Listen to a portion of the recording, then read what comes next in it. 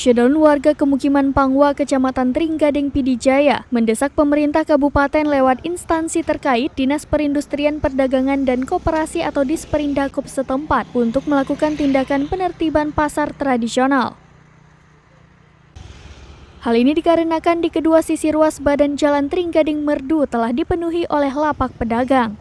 Selama beberapa tahun terakhir, para pedagang ikan dan kelontong berjualan di sisi jalan sehingga menyebabkan kemacetan.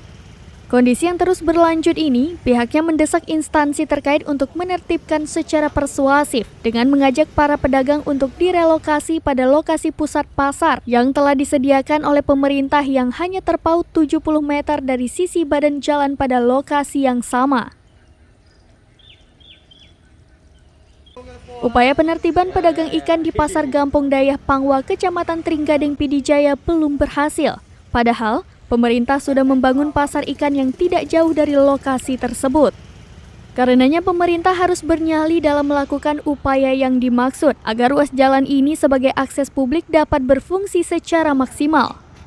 Menanggapi desakan itu, Kepala Disperindakop Pidijaya Rizal Fikar STMM kepada serambinus.com pada Rabu 3 Agustus 2022 mengatakan, dalam upaya penertiban pasar tradisional itu perlu dilakukan langkah-langkah yang bijaksana, yaitu pemanggilan para pedagang serta masyarakat di tingkat kecamatan.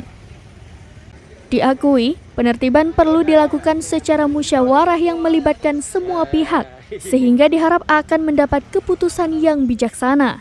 Karenanya, semua pihak mesti sepakat dalam menjaga akses kepentingan bersama. Apalagi beberapa tahun lalu, pemerintah telah membangun pasar relokasi, namun para pedagang masih enggan menempatinya. Dari Pidijaya, Idris Ismail, Serambi On TV.